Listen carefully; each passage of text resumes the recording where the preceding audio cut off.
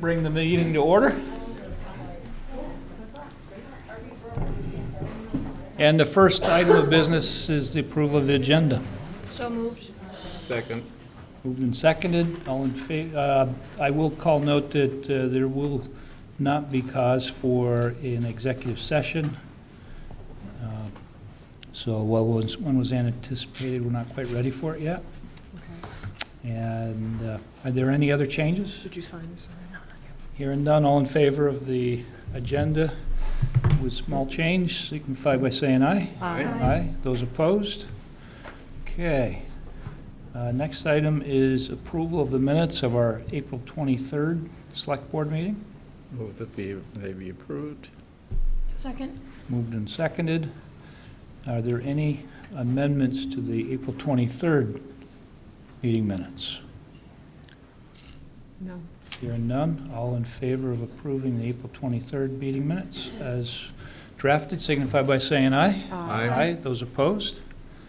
Okay, and next is approval of the minutes of our May 1st, 2019 Select Board Strategic Planning Retreat. So moved. Second. Moved and seconded. Are there any amendments or changes to those minutes? Okay, hearing none, all in favor of approving those minutes, signify by saying aye. Aye. Aye. Those opposed? And I'm Only abstaining, one Brian. abstention? Yeah. Yep. Okay. Next is citizen comments. Is there anyone here for something that is not on the agenda? All right. Okay, then we'll move right on to Nancy Malcolm and Karen Duguay. Neighbors Together presentation of our 2019 to 2020 marketing plan. We're 19 minutes early. Hey, I'm moving right along. We're happy. You better not get too comfortable in those seats. All right. We're looking at this as a dress rehearsal because we're going to be going to AOT on May 29th, I think, to make a presentation for you. But since we last saw you, we've been working pretty hard to get this thing pulled together. And I think we feel really good about this. And in spite of being thrown at kind of a, I don't know, something that we weren't expecting, I think in the long run we're going to be a lot better off for having it. And so we can really move forward with this whole program. So what we have done is we have, thanks. I think in your packet, you each got a copy of the presentation and a copy of the budget. What we're asking for you to do is to really assess the programming that has been vetted by the Neighbors Together group and just see if you think that it meets what we need to do, and if you have suggestions or whatever, then we're happy to take them and see where we go from there. So our first slide is basically just telling us that what our mission is, and our mission is to mitigate the negative effects of the rail bridge project and protect and support the community. And through that, we have done it through supporting economic vitality, keeping Middlebury as an arts and cultural center, and we're looking at accessibility as well as communication. One thing that I think we've been, I really want to share with you is we have quite a showing here of our team. And I think it's really important for you to understand who the stakeholders are. So if you would just indulge us just for a second, and maybe it would just be nice just to stand up and give your name and say who you represent. So you want to start, Amy? Stand up. Oh, yeah, sure. I'm Amy Hastings, and I live in East Middlebury, and I'm a member of St. Stephen's and have been involved with Nancy in this program since we began talking about it several years ago. I'm Marita Shine, and I think I'm in the category of citizens at large. Okay. Hi, I'm Mark Bradley. I'm here for Town Hall Theater. I'm Linda Schiffer. I'm a resident of Middlebury and therefore have a big stake in town. Doug Anderson, Town Hall Theater. Amy Ryan, I'm here with my DIDC hat on. Amy Carlin, Middlebury College. Michelle Butler, Rise Vermont and Porter Medical Center. Zoe Cheyenne, Blueprint Project Manager for Porter Hospital. Linda Arn, St. Church. Mary Claire Krogan, Addison County Transit Resources. Ken Perrine, citizen at large and National Bank of Middlebury. Wendy Herdler, Wendy Herdler, Better Middlebury Partnership. And then who isn't here tonight, who couldn't be here tonight, Eric Davis, who you have seen before, and Ed McGuire, May Morris from St. Stephen's, Sue Ritter, Middlebury College, Farhad, who has been representing the town of Middlebury, Bill Lawson from Addison County, Addison Central School District, Catherine Nichols is going to be joining us representing Ilse Library, Caroline Carpenter from National Bank of Middlebury, and Dustin Hunt from Parks and Recreation. So just to give you an idea of who we are, and this is the best group. I mean, we've been very blessed to have this group with us. So with that, let's move on to the programming. Go for it. Okay, so I don't know if it makes sense for you guys to follow along with the line item list, if that's how you want to do it, but the digital media marketing is one of the components of the programming that we're proposing. This we're looking to fund. As you'll remember, we funded this already through 2019, so the budget request line item there is actually to fund this paid position to maintain that website and social media presence through 2020. The benefits that we see to the town of Middlebury are certainly to attract tourists and visitors, to strengthen the connections with locals and college students, to have a flexible long-term communication vehicle for the promotion of businesses, events, and the community, and then using this as a potential tool for businesses and personnel recruitment. So we will have lots of time for questions as we go through this, but I'm just going to kind of keep going on the programming. So, bundle. So if you'll remember that we funded Bundle through, this is our pop-up event space that's in the former Clay's building.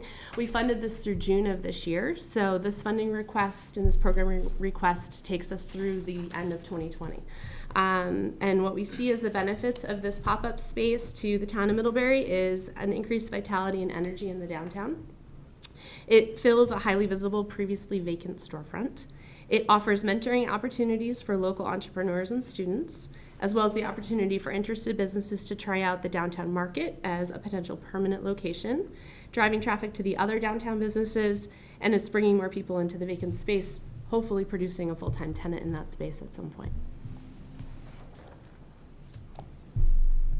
And then moving on to the creative economy, this is the one that is actually visibly trying to make things more aesthetically pleasing downtown, and we partnered with Town Hall Theater, who has taken over the fence art piece, or is directing the fence art piece. We have loads of volunteers helping with this, as well as the flowers downtown.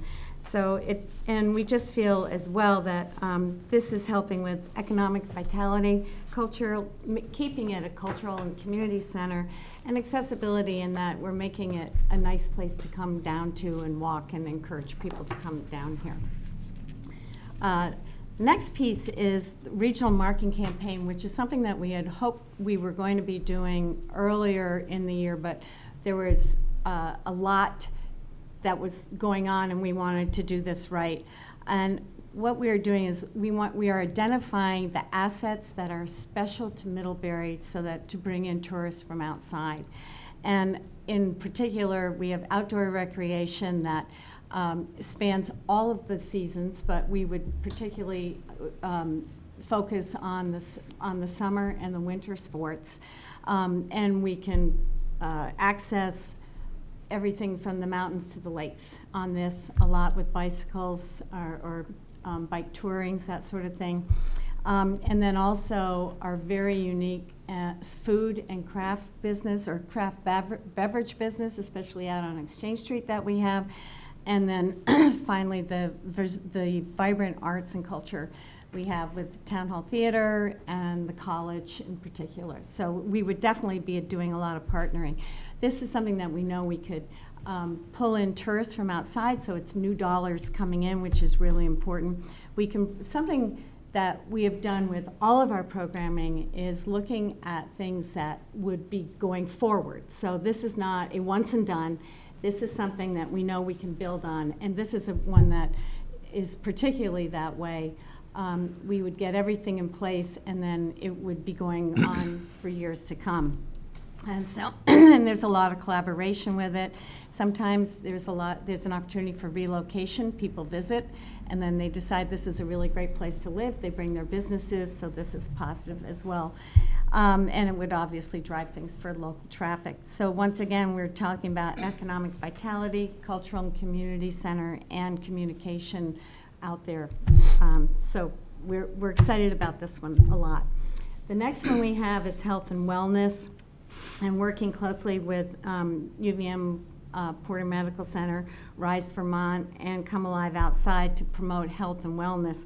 But in the same time, what we would be doing is encouraging people to walk, to locate where I'll call it off-site or outlying parking areas are.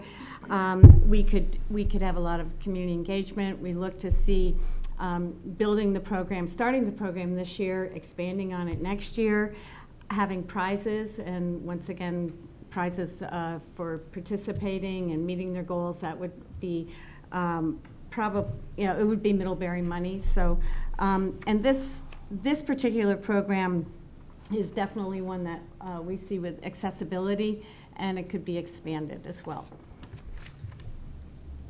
Am I up?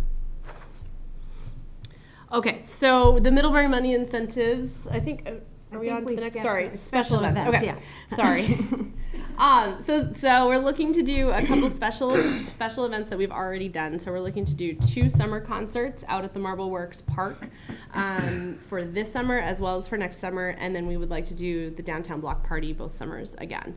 The timing of the 2021 very much TBD, and we'll hopefully learn more as we actually get the full scope of the project. But we are looking to do those 3 events for each year, and we have not budgeted anything for those as of yet. So those events increase the vibrancy of the downtown. They create opportunities for businesses and organizations to partner and collaborate. One of the things that I really love about the Marble Works concerts is that we've partnered with American Flatbread, and then they do flatbread and beer and wine out at the site, and it just creates a really nice partnership there. And they actually have approached me already asking for the summer concert dates because they're really interested in doing it again.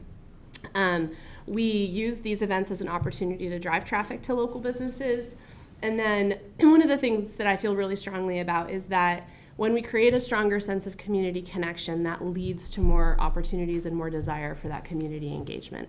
And so when we look at strengthening this community and having, especially our locals, really be supporting our businesses, that connection is really essential. And so any opportunity that we can give people to really feel connected to their community is a win, and it's really positive for everybody. And then this meets those economic vitality, cultural community center, and communication checkboxes. The Middlebury money incentives. This is an example of when we did this was the Midnight Stroll Nights, where we gave away money through a shopping incentive. So if you spent at least $25, you were entered into, or you spent at least $25, you just got 10 those 2 nights. You could enter into a raffle for $500, and depending on your luck that evening, you could be at a register and get an envelope of Middlebury money.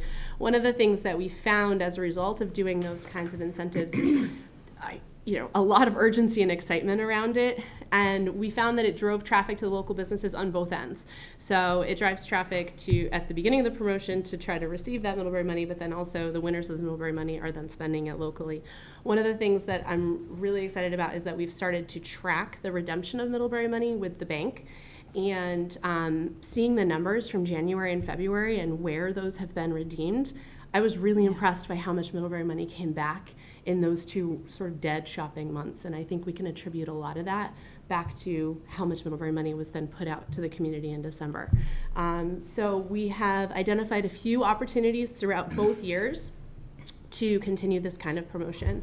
One of the other benefits of this is that It continues to expand that Middlebury Money program, that local currency, and I think that the more attention and the more framework we can put around that, the better and stronger that program is, which helps everybody. And then it creates that sense of urgency and excitement around the events and provides an incentive to attend. So that's one of our programs. This is something that actually came out of the forums from the community, and it is this idea of choosing a business or deal of the week. And it would be the promotion of a specific downtown business with a deal, special discount, something like that, to create that excitement and urgency around the deal and encourage traffic and spending in that business. So promotion and advertising would be part of that. We're hoping to drive traffic to the downtown business and encourage spending, not just get people in the door, but get them buying. The opportunity to help market the downtown businesses. And this is really important. This gives the opportunity sort of within an agreement for them to market themselves.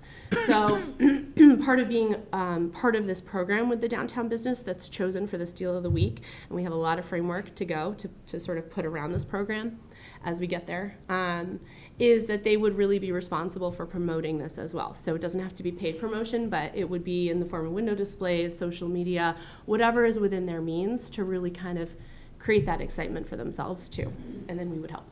And then we also feel strongly that the more opportunities we provide for people to come into the downtown, the more we're eliminating that barrier of sort of, I feel overwhelmed, I don't know how to navigate it, I don't know where to park. And so as often as we can get them coming down for a really specific reason, we feel like that's gonna keep them coming downtown more often. So this does that as well. And piggybacking on that, same idea, is the downtown scavenger hunts that we were talking about having during the closure period, and working, this is another great time to collaborate with different organizations in town and businesses. There could be, as well as stakeholders, there can be a lot of, you could have themes, you could have historical themes, you could have colors, you could do whatever, different things.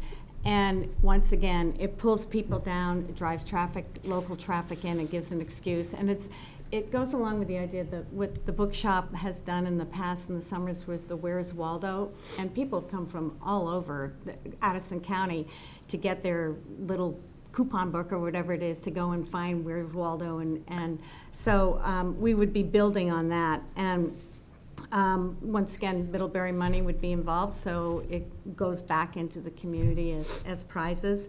And we're talking economic vitality again, cultural and arts, the accessibility, because once again, it gets you down here, and we would be working to get out where the different parking places are, and communication as well. And then when we first had the temporary bridges put in, we had, I don't know if you remember, we had the information booth that was in Cannon Park, and it was very successful. Visitors stopped by a lot, and it was a way to answer questions, give maps out, just be a friendly face, kind of get over the hump of, oh my goodness, this is a construction zone or whatever is happening. So we look at this as a way to work with a lot of volunteers as well. And that's how we did it before. We would also include a lot working with where the remote parking areas are, actor routes coming in and out. And we would also be including experience with Middlebury, the website. So it's a total communication piece. And it is something, too, that once again you could build on going forward. You really get people used to this idea of going to the website and doing different things that way. We talked the other day at our last meeting that it would probably be wise to have some kind of an unmanned kiosk or something on the east side of the bridge for the same kind of reasons. I think most people would be coming from the west, but and local people would be using the post office on the east side. But anyway, to definitely have a point there where you could have information for everybody. So I think that's, once again, that hits all the buttons that we're looking for as far as our goals. We have additional programming that we have talked about, and so you want to go with I'll do that the one? last one. Oh, okay. We talked about creating partnerships with businesses, a possibility of sharing spaces, calling it a brother-sister approach. So if there's an opportunity, it can work both ways, flow both ways. So working that way. We talked about the idea of partnering with a potential business, perhaps, or organization to do maybe some golf cart transportation and with volunteers. We talked about working with Actor to promote more shuttles for the downtown employees. And we are actively working on increasing our volunteer database. So and all of these things are not within the budget. We don't have anything located in our budget for these items. These are all things that we feel that either through partners and volunteers, they could be handled without budgetary items.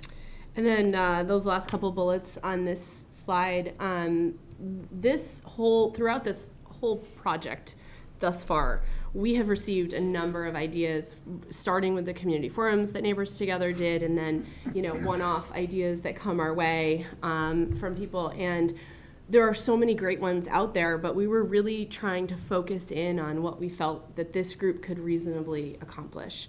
And so one of the things that we'd really like to do in the next year and a half is to get other organizations together and really kind of pitch some of these ideas that we think other organizations may be interested in taking on, just one or two of them, and just therefore expanding our reach a little bit, but keeping it realistic in terms of what we can do.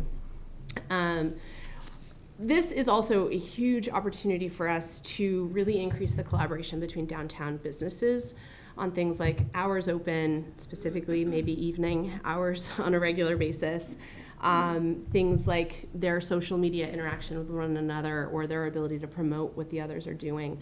And so that's something that I really would like to focus on in the next year and a half. The library has said that they're interested in doing a construction-themed story walk similar to what happened when this building was being constructed, and I think that would be a really fun element, maybe in storefront windows up and down, or even in the stores. We could, have some fun with that.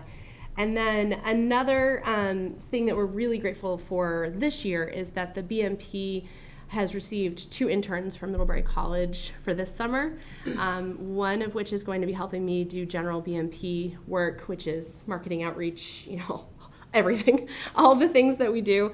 And the other is going to be really focusing on doing a research project for us to be shared with the college and with you guys. I'd like to invite her to come at the end of her project in the end of the summer and present to you what she's found. She's going to be really researching college towns and what makes them college towns versus the town with a college. And how town leadership integrates with college leadership and how students are communicated to, and what kinds of events appeal to students and what kinds of businesses appeal to students. And we're going to really do a deep dive. And something that I've always wanted to do through the BMP, and I've never had the time or resources to do it, and I feel really excited to be able to do that this summer. So I'm anxious to be able to get that work in and then come back and let you know what we've found out. So we're looking forward to continuing that relationship with the college, hopefully next year as well. And then our last slide here, I don't know if it makes sense to leave this one up as we go through the line items, but if that might be the most, does that make the most sense, Kathleen? The screen, I You can't do a split screen. I can't do a split That's screen. Fine. So you guys in your packet, you have the line item list for the breakdown of what all of this is estimated to cost. And so the pie chart that you just saw a second ago represents that breakdown just from a sort of percentage-wise. And then you'll see the spreadsheet in your packet that has all of those line items. So rather than go through each one, what we really wanted to do was talk about the programming with you guys. We are going to go to VTrans and request this funding on May 29th with Jim, but we would love your questions at this point, either budget questions or programming questions, and go from there. So why don't we open it to the board at this point and see if there are any questions? Nick? No questions. It's just good presentation. I like the idea of the construction theme. sidewalk. And I'm thinking back to when this building was built, how much fun that turned this, what was a hole, and then suddenly a building rising into, and how involved it became. I can think of some of my favorite moments watching was when the Mike Mulligan steam shovel was along there, and Right. construction workers on this side complaining because it was backwards, because they're on this side of the fence. But then also, some of the interaction was fun, where I remember an electrician talking to she was probably about a 4-year-old little girl back here, explaining what he did. And so it was all those things that were just marvelous for this unique time in the town's history. So that becomes a great chance for that and learning opportunity, and just to share that these workers who come to town to do something versus with the people of the town who do it. So I appreciate that. And I seems like I've brought this up before, but I can't recall now. But I trust keeping a good record of what's being done, both what's working and what's not, because this is something that we can contribute back for this big project, not just to VTrans, but really for the people of the state, because other communities are going to be undergoing infrastructure projects, because unfortunately we've allowed too much infrastructure decay through time. So anything we can do to help as an education resource is a strength that we can give back. So I trust that's going to be happening, and appreciate that, and well recorded. So other than that, it's great. I don't see any disagreement with anything you're doing, so thanks. Laura? Yeah, I love the plan. I wondered, as you expand your volunteer base, how volunteers find you and how you are communicating that. That's a great question. So one of the things that our group has been talking about a lot is how we actually tell the story back out to the community, because I think this is a really excellent story. You know, like to your point, Nick, in terms of, I mean, as in my conversations with other downtowns, no, I haven't come across anything similar to this, where it is such a well-run group that, you know, is working sort of independently together. And I think that it's really important that we do let the community know where those opportunities are. I think one of the things that we're looking to do as we take on this body of work in the next 18 months is to actually develop teams. And that's where we're going to be expanding our core group into these teams. And so I think, you know, you'll be seeing hopefully a lot more out in the paper and online, and just sort of overall presence as to what Neighbors Together is doing and where those opportunities lie, because we do know that that's a need. And we do have a team that is in charge of the volunteer piece of it, and they already have ideas percolating on how to expand our ranks and getting words out there, and it's going to be in their hands. Right, and meanwhile, you do meet regularly, and when is your regular meeting time? And I know it's open. Yes. Go ahead. Well, it's been a little bit creative as of recently, because we've had a fair number of extra meetings. We generally meet on the last Monday of the month from 5 to 6, and we At St. Stephen's? Yeah, and we start at 5 and we are out of there at 6. Okay, that was one thing. So the Middlebury money that came back, did you have a sense from the National Bank of Middlebury where it was being spent? Yes. And can you tell us? So there were a lot of downtown stores, which was really great to see. But it was, you know, it was Hannaford, it was True Value, it was kind of all over the place. It was all over the place. Okay, so there wasn't like a trend in terms of like more restaurants versus No. or Wait, I mean, something like the that. sandwich shop out on Route 7 and things at Exchange Street, and yeah, it was all over. And we found that to be really exciting, actually, that it was all over. And back again to your point in terms of tracking, you know, this is something new that we're doing with the bank, and so we've gotten numbers at this point through April. But that's something I'm happy to share with you guys, just sort of bigger picture. Some of those numbers it's just really interesting to see how spending is happening in this community, and I'm curious to see what that does, you know, especially as we go forward doing some more of these promotions, you know, if we see an uptick immediately after, or if it's a little bit more spread out. So there are a lot of questions right now, and I'm happy to make that information available if anybody's curious about it. I know that Brandon has a Brandon Buzz card, and are you seeing something similar to that as an incentive for increased shopping and buying reward? You know, we did talk about that. One of the things is we really are trying to to offer people something that is as urgent as possible, right? And you know, and that's what a lot of Bundle is about. It's what we're noticing seems to be the most effective way to actually get people over that hurdle of an inconvenience, whether that's parking inconvenience or construction inconvenience or whatever that is. And so, you know, when we developed that Middlebury Money program, the mid-money match card, that was a lot of our thinking, was, you know, a frequent shopper kind of card that you get rewards for. And what we realized with that is it was the one thing it was really missing was the urgency for people. And so it was over time, and I think that there are certainly incentives to something like that built over time, but I'm just afraid that we would be replicating something that we didn't find to be all that successful at this point, and I'm not interested in putting money, you know, throwing that money after. You know, I really feel like that's maybe something that we can do after all of this, sort of as a program that we just begin after construction. Right. We need to do that, but yeah, for now, I just didn't want to spend money on something that already seemed like it didn't work. It didn't work. So we saw that and we said, this is not working.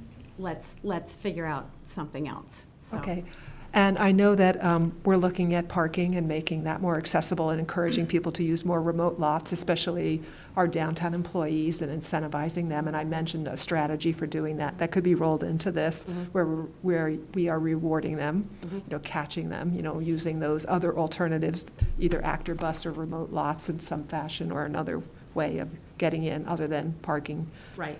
Downtown, so that's one thing. And then I also suggested that we look at increasing the parking fee for second and third offense, not the first offense, you know, like for those that may be repeat offenders, as another strategy for just keeping that parking turned over and available. That's not for us to determine. That's not for you, but I'm just mentioning it in the context of, yeah. No, I'd love to also tell you that Local Motion is making an electric assist cargo bike for families available for free loan for us to pilot. So we're thinking of bringing that in June to see how that kind of vehicle could work as a mode for getting about downtown. So I just wanted to mention that. And, you know, when we go back to the sort of non-budgeted elements of this, the bike ped folks were certainly one of the people that I had in mind when I was talking about partnering with other organizations and, you know, supporting those initiatives, but not necessarily budgeting something, you know, in addition for them. So later in the agenda, we're looking at our bike ped grant, you know, like, and where we want to go with that, if we're going to put in another application or not try to put in one this year. And we talked in the infrastructure committee about whether we reapply for the Exchange Street piece, you know, which we haven't gotten, like the next segment. So since we are going to talk about But that. I'm thinking, because we hold have off this on audience it? here, I'm only mentioning it here because they're going to disappear, you know, like, and I want them to be thinking about it too, like, what is our priority in terms of that? Right. Because we're looking at the East Middlebury connector piece too, you know, and Creek Road use, and I'm just thinking about all those pieces. Just And if hold you- off, please. Yeah, but we also know there's only so much we can do, and we're really Yeah. sensitive to that. So there's so many wonderful ideas. Let's focus on what they've presented us. Could I?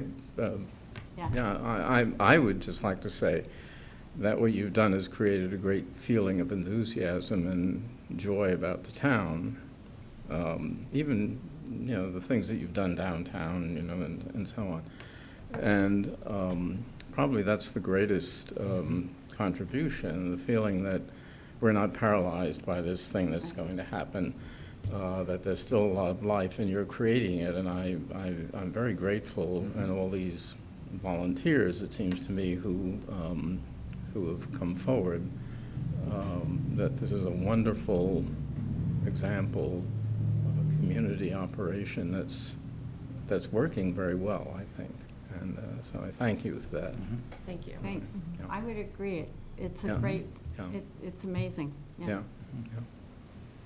Did you have some? Yes. Quickly. So, first, do you know, how is Bundle doing? Well, I'm glad you asked. I don't want to take us No. too far off schedule, but is it good? It's great. Is it working? So far, I do have the metrics. I'm not going to read them all, but I had asked Kelly to give me a rough sense of how things were going so far. So April had 3 events. The 2 rebag events brought 77 people in total. The folks running it, the Sewing for Change group, consider both events, quote, incredibly successful, and they've booked a 3rd for July during Festival on the Green Week. The mobile making workshop really only had room for 11, so that sold out. And people loved it, and they have asked her to come back as well. So far in the beginning of May, the first part of May, there's been 3 events, including a basket weaving class, which people just absolutely went crazy for. And that brought a number of people from out of town to Middlebury, which is really cool. So 2 from Colchester, 2 from Essex, 1 from Burlington, 2 from Poughkeepsie, New York, who actually stayed the weekend. The group split. This is something that she's doing really well. The group took a break at lunchtime. Half of them went to the Marquee, half went to the Otter Creek Bakery for lunch. She's really pushing that local, support for food and also for shopping. The Reloved and Makers Market had 12 vendors. They all made between $100 and $400 per vendor. And they had they all felt like it was great and they want to do it again. And then the one this past weekend was a 3-hour jewelry and maple syrup sale, and they had about 30 people come by. She said it was a sunny Saturday, so it was a rare sunny Saturday. So she felt like it was, the vendor thought that it was good. She said, she did put anecdotally in here, a gentleman who moved here in January said he's felt disconnected from meeting neighbors. He came and stayed at length after a free event at the Sheldon Museum. So, I just feel like, it's the numbers, but it's also the stories. And I'm so excited about what's happening in this space and what the potential is going forward. So I'll continue to share those kinds of metrics with you. Thank you. So when you have those little things like that, if you would send them to Kathleen so Yes. she could include them and Absolutely. and we can read them as part of, that would be great. Just one, I gotta play devil's advocate Sure. just a little bit. I was surprised by the number, Yeah. and I hope we get it, and I will keep my fingers crossed, because Right. I think it's great, and I support it all. But do you guys have a plan and a priority for if they say no to some of it? Yes. Like, do you, okay. Yes. Well, yes Okay. We do. I hope it doesn't go that way, Agreed. but I just Well, hang on one second. So Yeah. let me just walk you through the process too, just so you know how we came about these numbers. This was my really only concern when we heard that it was going to need to be a combined 19 and 20 budget, was that's going to be a big number. Because I knew that we had requested 75 in 2018 with not really doing that much really compared to what I really wanted to do in 2020. And so I was concerned immediately that number was going to we were all going to kind of have sticker shock when we added that up. So I think they probably will too. And, I think that what we started, this is actually a lower number than what we started with. So we started by just throwing out everything we wanted, and then we started paring it back and paring it back and paring it back to feeling like this is what we really need to do. And I think that there is still maybe some opportunity to pare it back, but it's going to be about adjusting the priorities. And so I definitely feel like we have a priority list there. And we also are identifying, grants and other things that we could maybe supplement with. But I would say that does then create a lot more work for a number of people in terms of, writing the grant application and managing it and all of that. So we'll see how all of this goes, and we're going to cross our fingers. Nancy does have an interesting number to share. Yeah, there are some interesting numbers. We asked Eric Davis if he would flush out how much we are getting percentage-wise versus Waterbury in their program, especially considering that Waterbury's program really does not negatively affect their downtown anything, but Waterbury has, it's almost identical. 0.44%, so it's not even a 0.5%.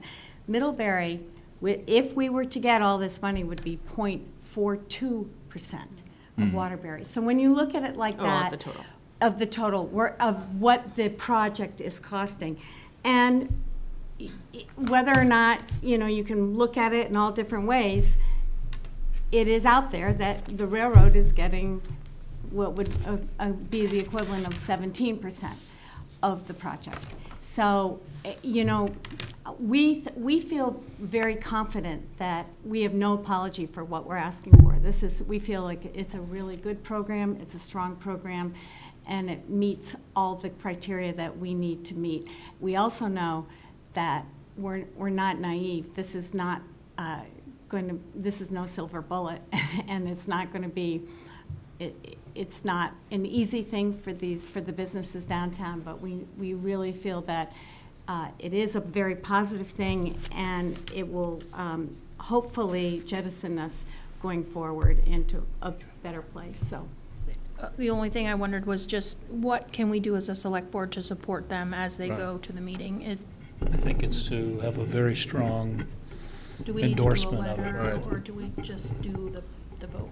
That's I just the think, vote. I think, given who they're, excuse me, given who they're actually presenting to, I Yes. think a very strong vote carried by them and Jim.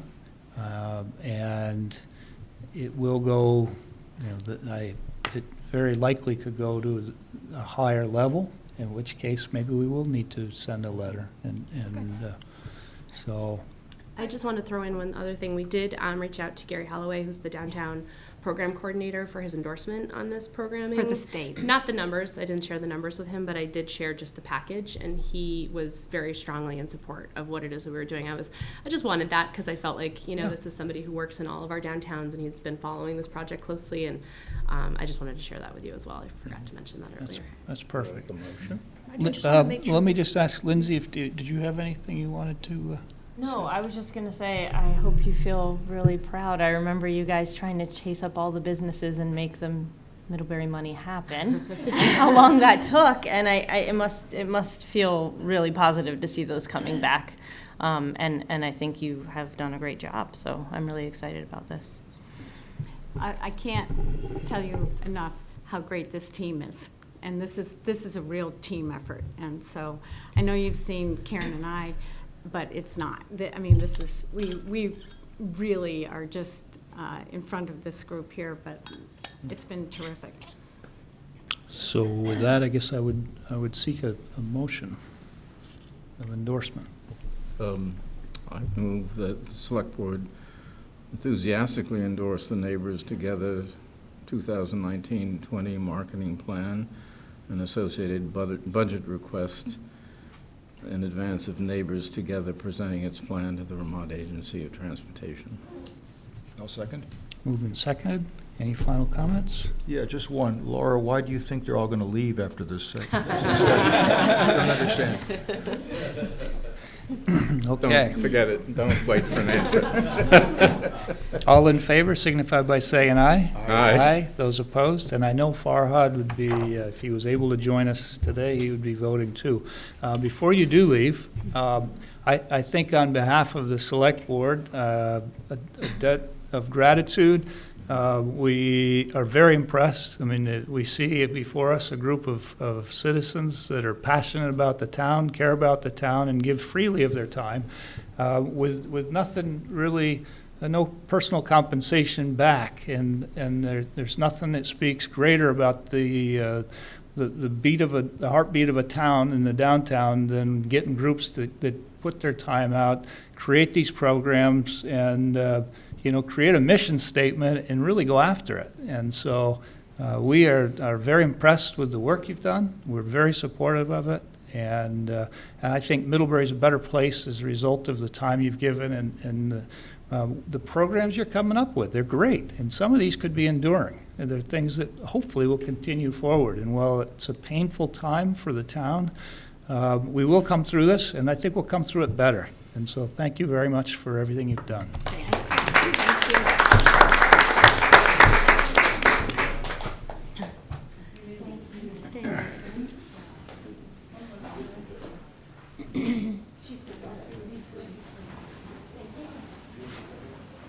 Oh, Karen, you're staying. I'm staying. Just for a minute. Lock the door so they can't. Thank you, guys. Thank you. Please take note of the people who have not left. That's when they break out the cookies. Can you cite your name, please?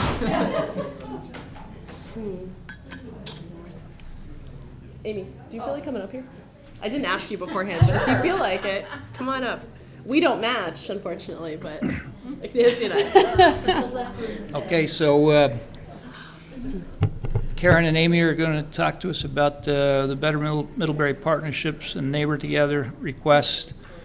to close Main Street for the downtown block party on August 14th. of Yes, okay, so 2019. we are looking at a date of August 14th. It would be, again, from 5 to 8, although we'd have to close the road a couple hours in advance and not be able to open it again probably until about 9:30 that evening, just to get everything set up and then taken down again. We are looking to do pretty much what we did last year in terms of the party, so we would be doing the sod in the street again, if that's something that you're interested in doing. We have all of that all lined up, ready to go, pending your approval. And actually, last year, the sod was donated to the school district. This year, we already have a taker. Took us a while last year to get people to understand the concept. This year, we had people asking us for it well in advance. So that's going to go to the Habitat for Humanity, the local chapter. After the fact, we would do food, games, live music, activities, those shopping incentives with Middlebury money giveaways. I think the two things that I'm specifically looking for tonight is an approval on the date, as well as a discussion and hopeful approval on the actual road closure piece. So the date, like I said, proposing the 14th, and I have talked with Actor as well as Chief Shaw and Chief Hanley about that. None of them had any concerns about the date or the road closure. Chief Shaw has graciously agreed to water down the road and again afterwards so that there's no chunks of dirt in the road.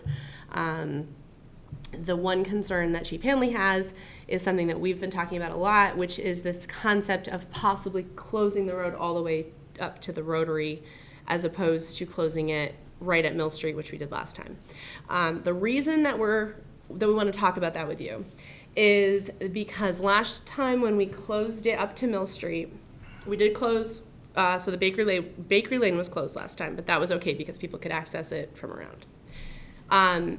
We kept Mill Street open and the stage was directly in front of it, and that cut off kind of all of the activity to Fourth and Goal and Tinker and Smithy. And so they were, as I was just mentioning to Heather, they were literally outside, like telling people to come, like trying to get people to come down past the music. And so this did come out of a conversation with them wanting to really be included in this year. Now, we have closed Main Street for the Chili Fest before all the way down to that Rotary. And Amy and I were just chatting earlier today about how we handled the businesses and the residents that live down down Mill Street.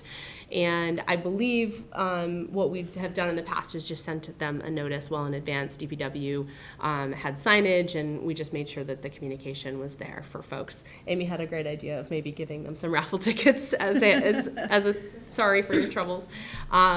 So this is something that we do want to discuss with you, what you guys think about the date and also about this idea of closing the street further down. I'll just add that the other thought I had after you and I communicated about it today was just vehicular traffic being on a part of a street that is otherwise closed.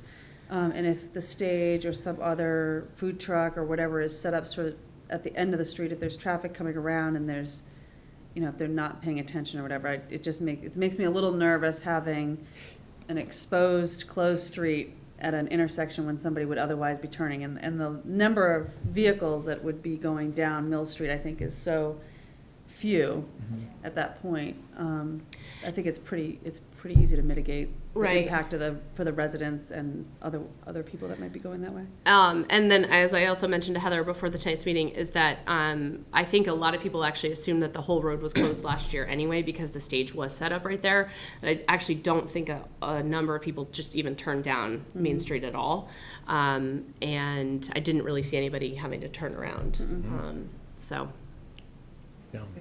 It seems fine to me. We have done it for Chili Fest. It's a short period of time. You've gotten the feedback from Chief Hanley and Chief Shaw, so I would support it. Any other thoughts? Yeah, that's fine. Makes good sense to me. So If there's no questions, I'll move right along. that we approve your request to close Main Street from Merchants Road to the roundabout from 3 to 9 Thank you. on August 14th, 9:30. 9:30. Just give us a little bit more time to get it swept up. Hey, we got that sod off the street. In We did. No time at all. There's nothing like a little lightning to make people move a little faster. Oh, that's right. Yeah. We're gonna cross our fingers that we get better weather this I year. still have, I love the picture of all of us with Yes. our dirty hands. Yeah, Anyway, we'll try to get that again. and I did double check that that was not Field Days week, It's not. Right. Yep. so Oh, yeah, good point. Do I have a second? I'll second. Thank you.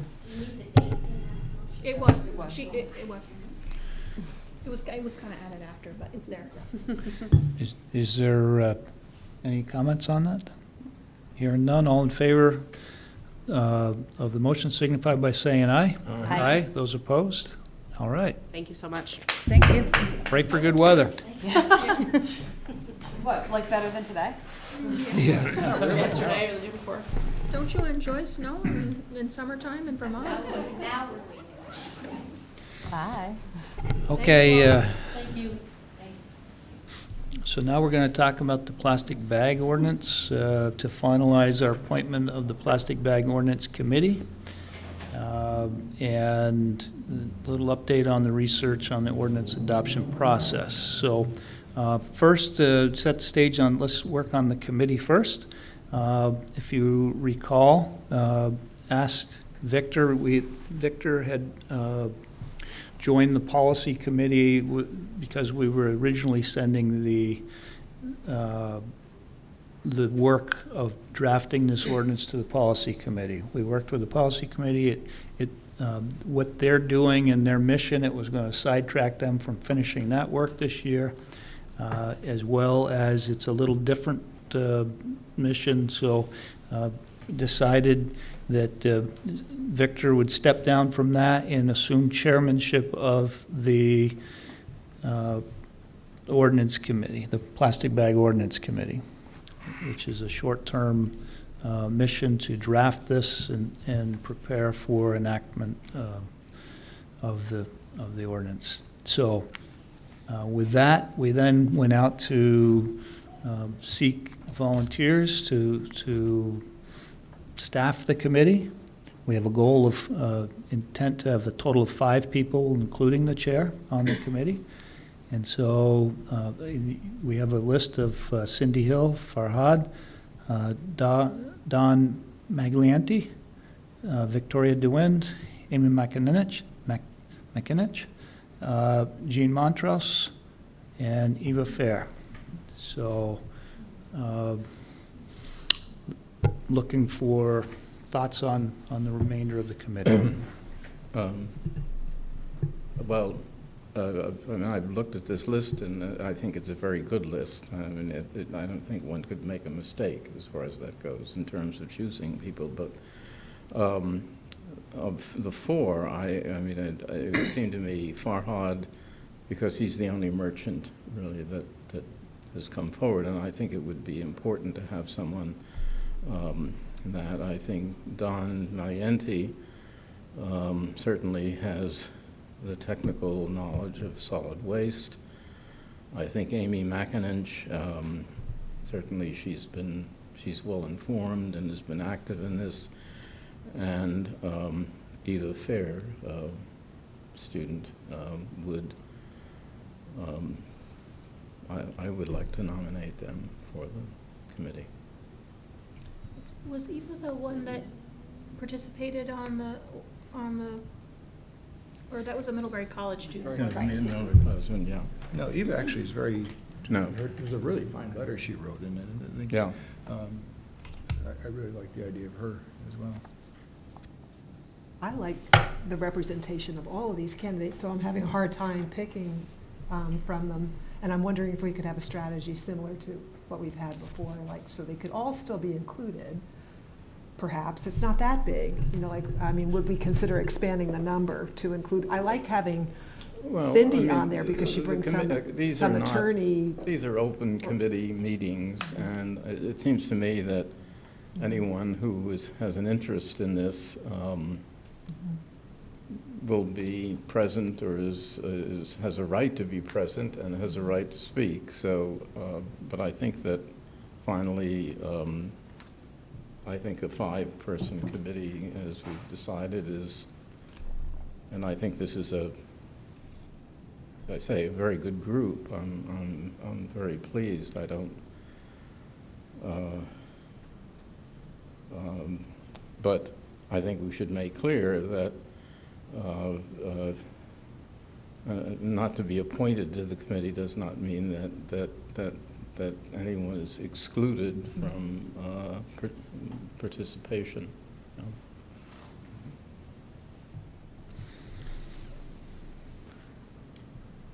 I concur with Victor's choices. I think they're excellent. Can you go over them again? Sorry, I'm just.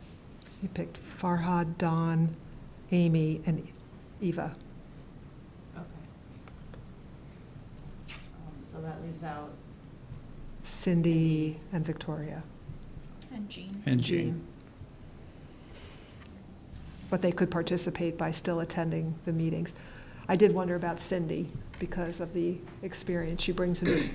Well, I think you have quite a bit of experience here, and Cindy's experience, again, is not lost if she chooses to come, and I would invite her to come in that respect.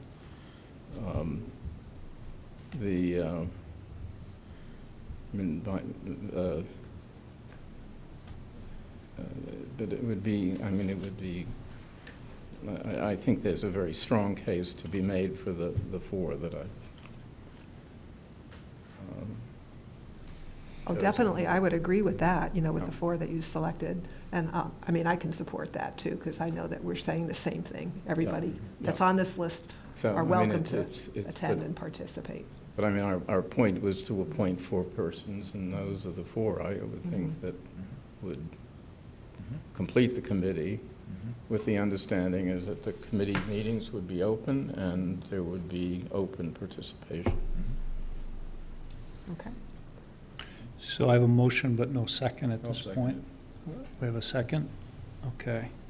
So I'd like to, are there any other comments on it? I think it's, I agree. I think everyone who sent in information has something to bring to the table. I like the idea of including the younger person.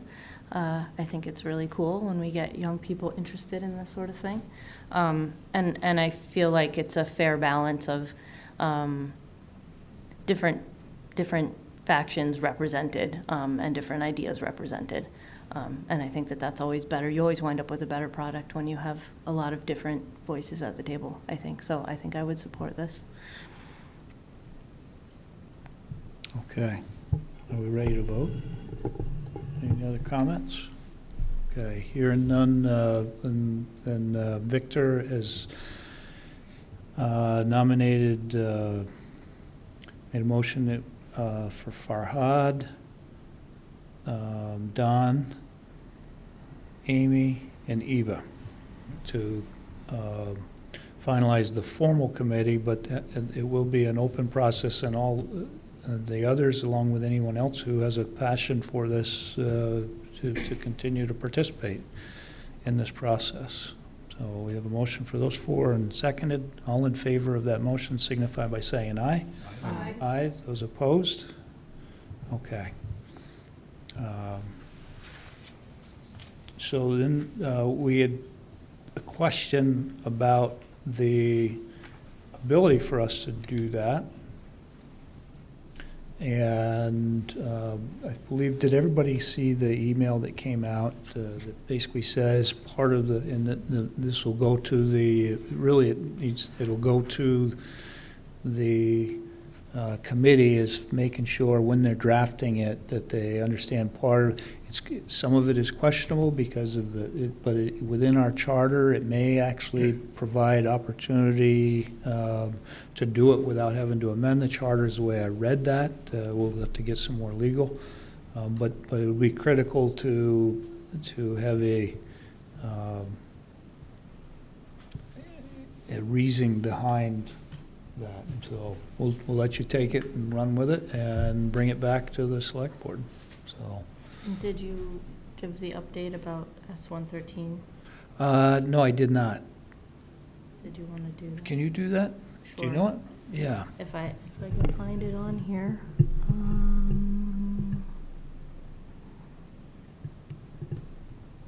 Sorry, I should have had it open.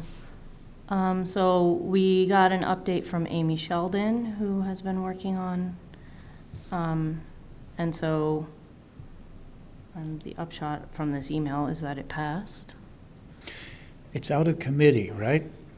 I believe it passed out of the committee in the House, and it's got to go to the floor. Right. Yeah, Right. yeah. Right. So, but I believe their objective is to adjourn possibly this week, next week, but we should know very shortly where that goes. Right. And I think the governor has indicated that if something comes out, he's willing to sign it. Right. Chris Bray, Joy. I was in touch with Chris Bray, and his hope is that the bill will go to the governor by the end of the week, but, who knows? Yeah, and I do believe that they're looking for a few wins, because not much has come out of this session, so.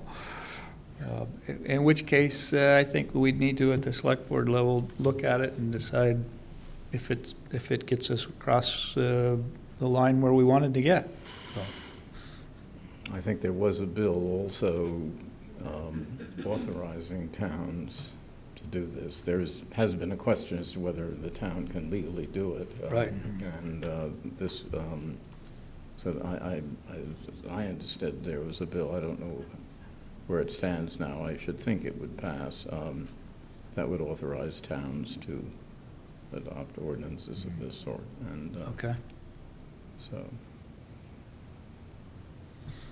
All right, yes. From the floor, express our appreciation that the select board has moved this process forward in a quick manner, so.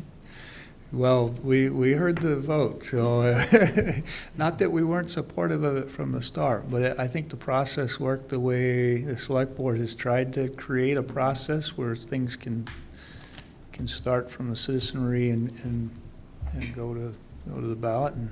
And I actually just wanted to thank you, because we are often here talking to an empty room, and it makes it hard to know, I think, what people are really wanting. We're supposed to be voices for the town, and we're talking to empty chairs a lot of the time. So thank you for showing up every single time. It made a big difference, and it made it easy for us to know how to move forward, I think. Do you have any sense of when and how often you'll be meeting, Victor? Or?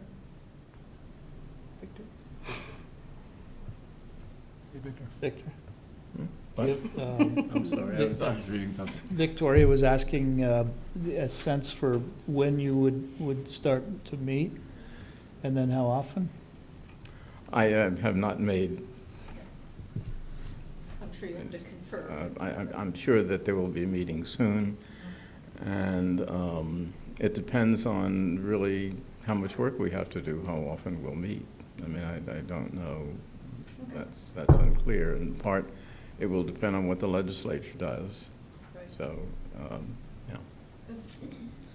Okay, well, thank you. With that, I'm going to move on to the next topic, which is bring our Director of Public Works, Dan Werner, forward to update us on some bid award recommendations. Good evening. Good evening. A little closer if I don't blow the eardrums off the gentleman in the corner. Okay, the first item is the request for approval of the Maple Street Storm Drainage Improvement Project. This is the area near the entrance of the Marble Works, kind of across from the Addison Independent. There's a little group of 3 homes in there. The stormwater that runs across the yards makes its way into a couple catch basins and then goes directly into the sanitary sewer. So this project is to design a stormwater system that comes around the outgoing path of Marble Works into an existing storm basin that's part of the railroad project, and then on its way north to the bottom of Seymour Street and then to Otter Creek. So this is something we've known about for a while and kind of been wanting to get going once we knew what was happening with the railroad. So we're at that point now. We've selected Otter Creek Engineering, local firm here, of course, to do the work for design of that project. They submitted a proposal of $24,240, and the committee decided that we would just fund that through the bid phase. Some reservations on waiting to see where the project comes up with design, how much time would be spent on construction phase, inspection time. So for tonight, I'm asking the board to approve the proposal from Otter Creek Engineering for $12,040. I'll make a motion to award a contract to Otter Creek Engineering for the civil engineering services for the Maple Street Stormwater Project through the bid phase at a total cost of $12,040. Second. Moved and seconded. Any questions of Dan? No. Okay, hearing none, all in favor signify by saying aye. Aye. Those opposed? Okay, the next project is the Middle Seymour Street Rail Platform Parking Lot. Our part of that project is to design and have built a parking lot and some amenities for that railroad platform. So things like, curbing and sidewalk approaches and landscaping and vegetation, bike racks, whatever kind of racks we come up with. So we also selected Otter Creek Engineering for that purpose. One, they're going to combine the surveying work for the project you just approved and this one.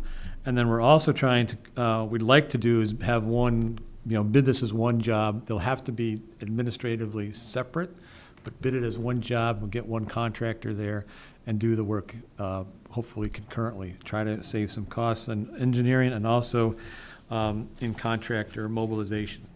Their proposal was $32,405. Again, we decided, or the committee recommended only to fund through the bid phase portion of the project, and that number is $17,515, and requesting your approval of that figure for the contract. So I'll make a motion to award a contract to Otter Creek Engineering for the civil engineering services for the design of the Middle Seymour Street Rail Platform Parking Lot and associated infrastructure through the bid phase at a total cost of $17,515. Second. Moved and seconded. Are there any questions on this of Dan? I just wanted to ask, we did a Vivid Mid pop-up project where we had a walkway along Maple Street going into the Marble Works that was very well received, and I've wondered, Dan, if you had, or others, an idea of how we might handle the walkway. Would you see it on that side where we had the pop-up, or do you see it being an extension of the sidewalk where it's already? The big question is right-of-way. Right-of-way is like 18 or 19 feet wide. Yes. So you're talking property acquisition. Right. To do that. I'm just wondering when we would start that and how we would start that, because that seems like a critical piece of this project. So that was a pop-up project. The next phase of that would be to scope it, and there's definitely a possibility that we could do that as part of the downtown master planning work as we contemplate a good bike ped connection to the Amtrak station downtown. Right. I don't know if does it fold into this at all? Okay. All right, that was my question. Okay, any other questions? Hearing none, all in favor of the motion signify by saying aye. Aye. Aye. Those opposed? Okay. Okay, the next item is the contract award recommendation for Pump Station 9 overflow metering structure. This is the pump station that's out on Weybridge Street, almost to Pulp Mill Bridge Road. We've had some overflows. Of all the overflows we've had in town over the years, this is the pump station collection system that has the most. And so we went after this one first. And Aldridge and Elliott has done our report to US EPA. They've done a lot of flow monitoring, so on and so forth. We found a parking lot drain that was tied into the sanitary sewer. We've got some pumps taken off. We've done some manhole rehab and some pipe rehab. We're cutting down the flow, the amount of water that goes out in an overflow, but we still don't know how much that is. And the reason for doing this project, part of the project, is to put a metering structure at that outfall of Pump Station 9 to figure out how much water is going out into Otter Creek when we have these storm events. From that information, we'll be able to determine how large of a structure we would need to build next to that pump station wet well, if any.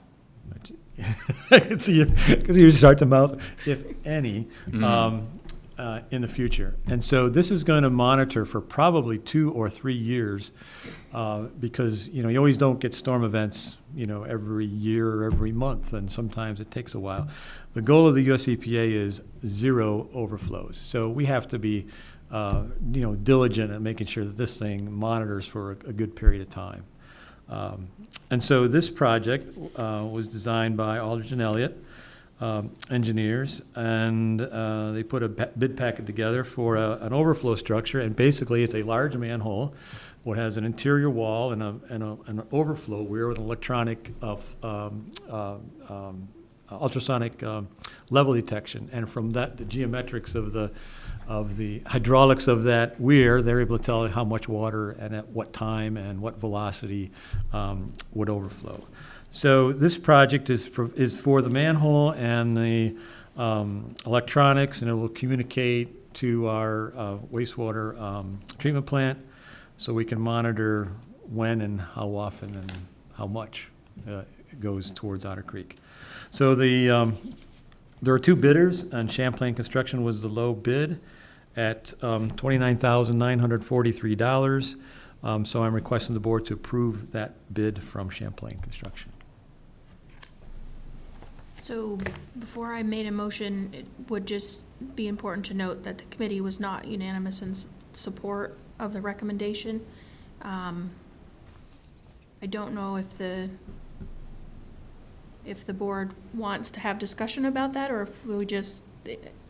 I'm gonna ask what, if you could make a motion, then I'm gonna Okay. ask what the dissenting So- votes were. I'll move to award a construction contract to Champlain Construction at a total cost of $29,943 for Pump Station 9 overflow metering structure project. Second. Okay, so it's moved and seconded. Can you help us understand, so the 4-3, the 3 who voted against, based upon what grounds?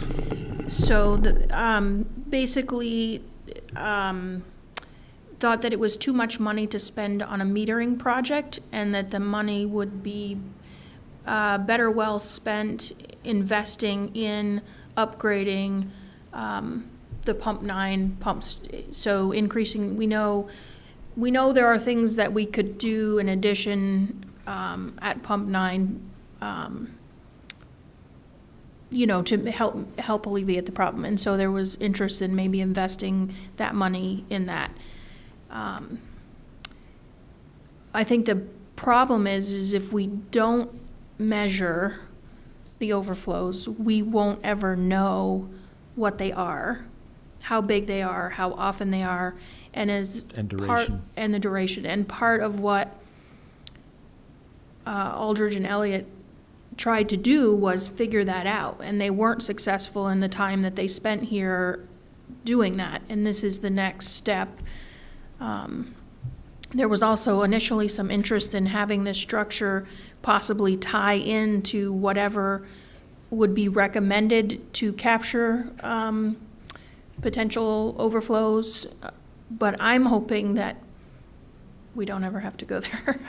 But we don't know unless we do this. So yes, I see the point in wanting, but we could easily spend this $30,000 on the engineering needed just in determining what we need to do to increase the wet well size in Pump Station 9, different pump, and so does that help you? You're just looking at having, what this is going to do is give us a quantitative understanding of what the problem is. Yes. Right. And that makes perfectly good sense, Yeah. so I concur with your direction. Yeah, I mean, I get it. It's $30,000. However, we don't know how much, we don't know how long, and the goal of US EPA is 0, overflows, and so there isn't any other way to do that except to meter it. I've been in situations where that could be a real cheap 30 grand, and to not do it could be a real expensive. You're right, we know the pumps could be upsized. We know the wet well needs to be larger. How much larger? Can we build a wet well that's large enough that takes these flows if we continue to knock out some of the water? Are we gonna end up building a 50,000 gallon structure, a 100,000 gallon structure? We don't know. No, it's a very logical approach you're taking, so So, it makes good we, sense. you know, there you are. Yeah, and this is our worst overflow area? Yeah, Yes. Yeah. yeah. So we're trying to deal with our worst overflow area, Right, and we need to verify what that volume is. right. Okay. And there's some indication anecdotally that we have made improvements in the things that we have done already. But this will allow us to create some data to show, maybe not what it was before, but at least, Right. Accurately indicate what we've got for overflows now. Yeah, I think it would be a real,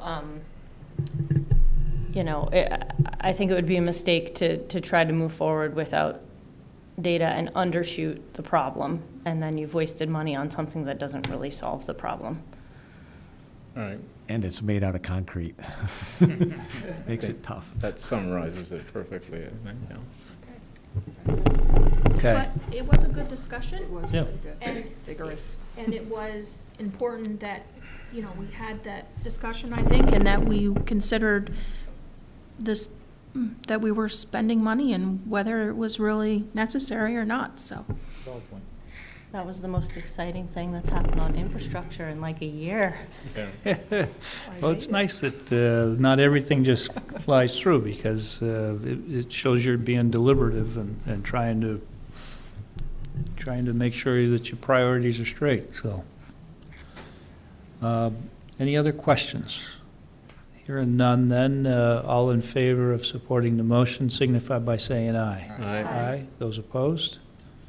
Okay. After deliberation, unanimous support. Great, thank you. The next item is the wastewater pump station improvement project.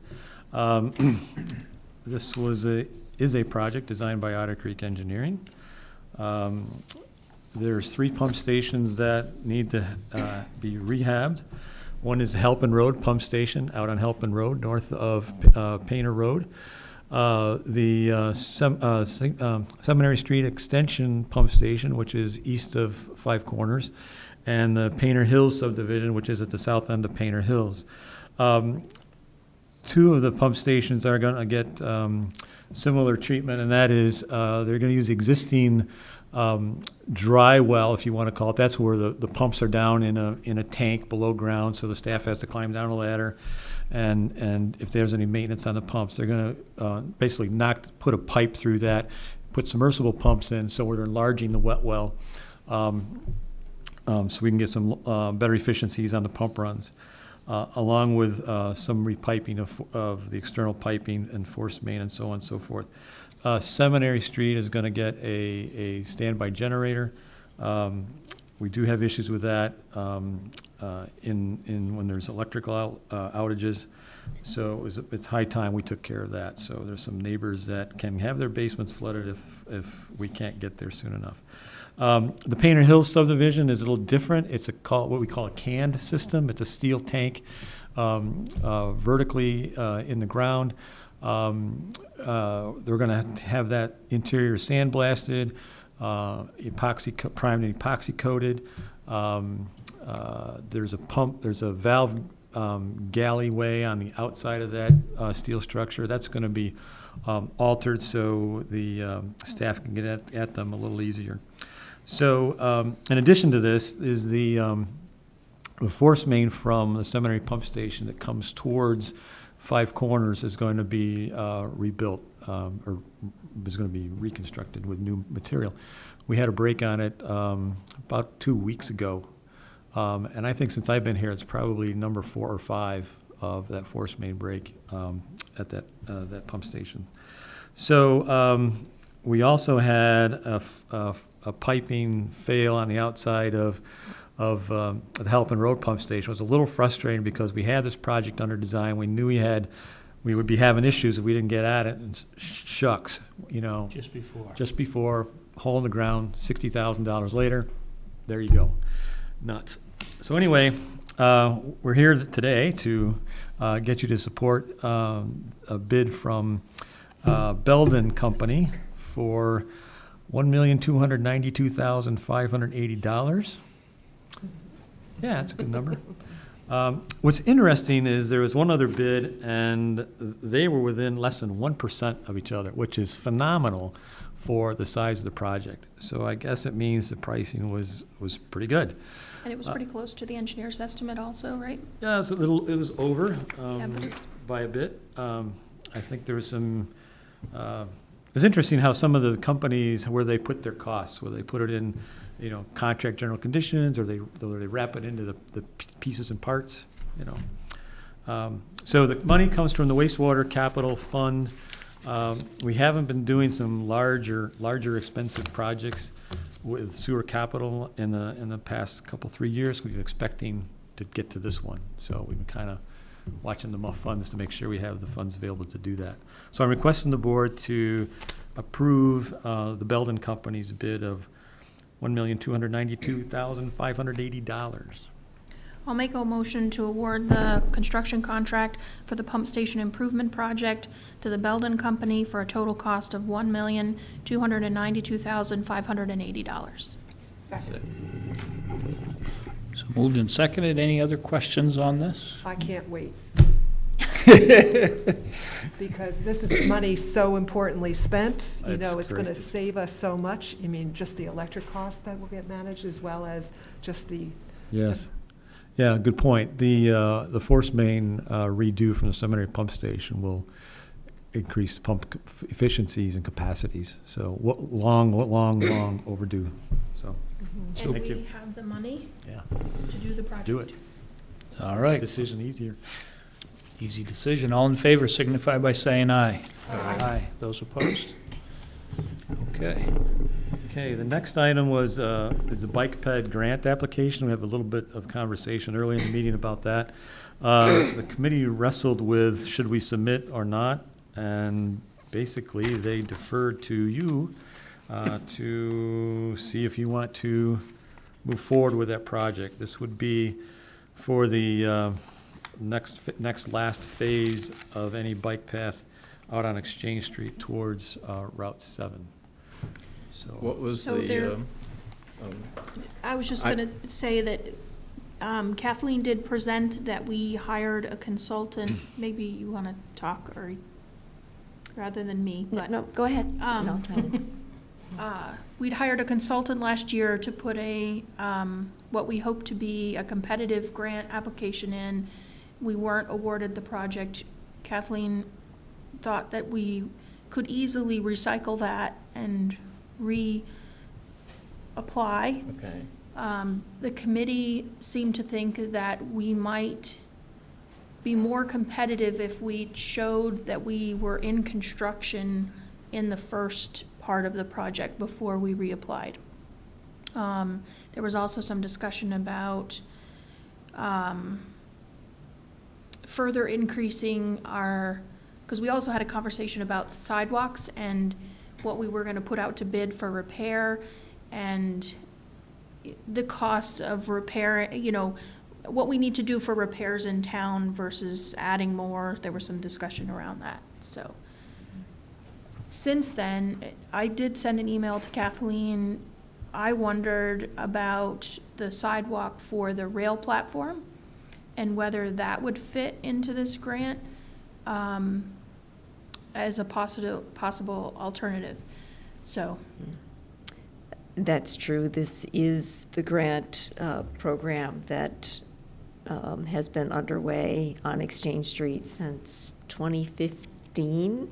So we were hoping for a quicker timeline to get this actually constructed, the rail platform and the sidewalk going to that. And that portion of the project hasn't been scoped yet as to what will be needed to connect to the sidewalk underneath the Elm Street Bridge. Right, there's some survey work that would have to happen to see what meets ADA, so we're So a little unknown yet. So we don't have enough information to put that one up. Yeah. So, But the committee also asked us to brainstorm other potential projects and get back to it. The issue being that the committee's next meeting is June 13th, and the next select board meeting, the first select board meeting in June is just before that, on the 11th. The grant application is due June 28th, later in the week that you meet the second time in June. didn't we in our budget, budget for the engineering for the remainder of the, Yep. which is a step further than we had done, and have we let that contract yet? Where are we at on that? That would be the beginning of the fiscal year, that those funds would be available. But we could say in our grant that we have budgeted for, and Yeah, I mean, if we chose to apply for the grant and were awarded grant funds, we could certainly use that money to make the match. I don't remember off the top of my head, what was the match? Match is 20%. So Yeah, we the could- entire cost of the estimated cost of the project from Catamount Park to Route 7 is $1 million, so our share would be $200,000. And keep in mind, we're spending 70,000 now Correct. a year, On sidewalk. just trying to keep up with our current sidewalk Right. maintenance, and really should bump that up as we should in several other areas, so. And there was, Lindsay had made a good point that the project might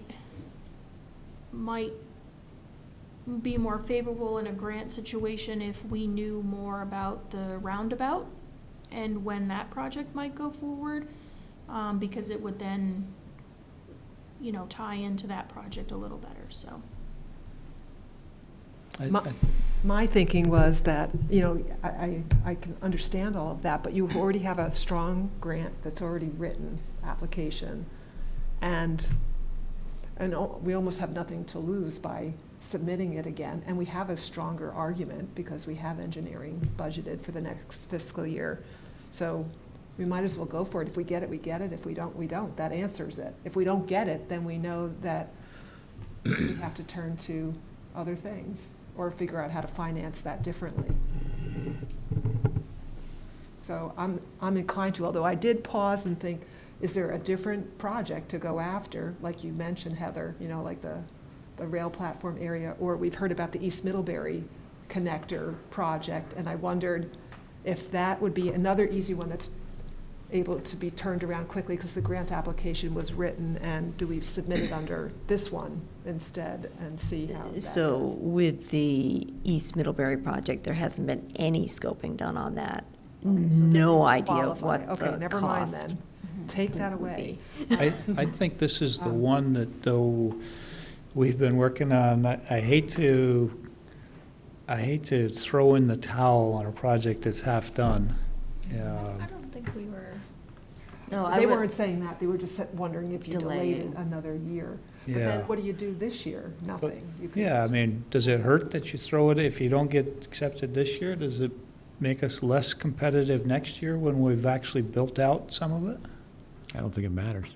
I wouldn't think it matters, so why wouldn't we try? Yeah, I mean, could we use the same letters, or do we have to go after all new letters of support that are dated again? Those were, That's a good question. I mean, amount of staff time. Do we have our match budgeted for this already in upcoming budgets? We would have a number of years to. Right, I mean, we would. yeah. You'd have to But budget $50,000 a year A year for the next 4 years to get your match. Yeah. So technically, you don't have your match, but by the time these projects get built, If you we might get have your it. match. I guess my, And so when you weigh the need for sidewalk elsewhere or here, yeah. where do you put it? You know? So in light of our conversation, our retreat conversation and areas that need money, if we needed to match $200,000, does that delay some, Well, I don't think we're throwing in the towel. I think we're just trying to maybe pause a little bit and, you know, like if the rail bridge platform project is gonna happen and we need to have sidewalk and amenities in that, you know, we're gonna have some costs associated with that. I don't know, I just, you're right, it probably doesn't hurt, and it probably doesn't take a lot of staff time to put it out there again, but then we are, if we get it, on the hook for that $200,000, and that may delay some other funding for some other projects. I guess that was my thinking, is what would $50,000 a year put toward other problem areas in town that affect connectivity and affect our ability to walk or bike? What would that look like if you know, it's tying up that amount of funding over a 4-year period, and I'm wondering what putting that money into the infrastructure we already have would look like, with the intention of going forward with this project. But I think when the roundabout project is closer to happening and we have the rail in place potentially, or a firm plan for this to happen, it'll strengthen that application. I fail to see the connectivity between the roundabout and the sidewalk, though. One is the movement of vehicular traffic and safe and steady movement of vehicular traffic out of Exchange Street and down Route 7. And the other is the safe movement of pedestrian and bicycles on Exchange Street, which is growing. Would potentially, when you look at, I mean, we talked about this goes back years, so I don't have a sense right now, maybe Jen does. Do we, or Dan, do we have like worker counts in different areas? But I'd be willing to bet that when you're talking about movement of workers and people who will use a sidewalk, my guess is that there'll be a lot more people using a sidewalk on Exchange Street than the little bit of path over by the rail platform.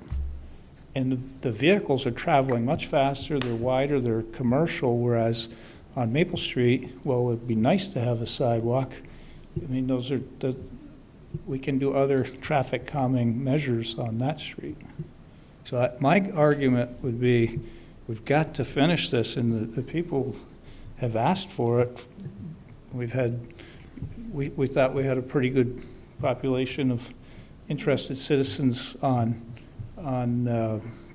this evening on the Neighbors Together, but we've had that type of group come in wanting the sidewalk on Exchange Street, and they really asked for it to be wide enough to get the bicycles off the road as well, and it was the bicycle users that wanted that path.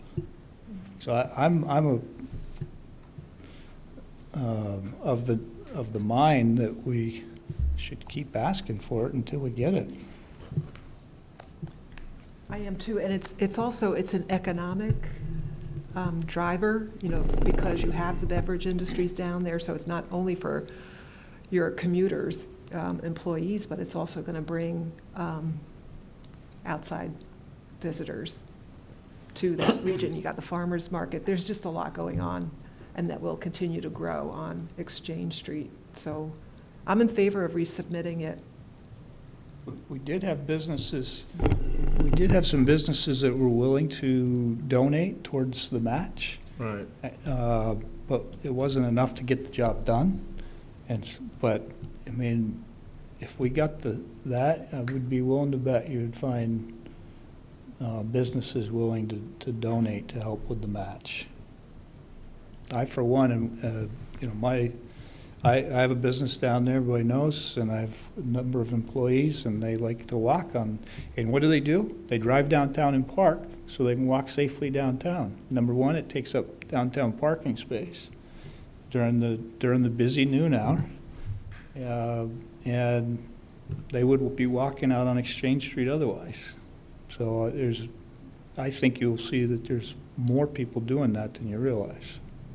Mm-hmm.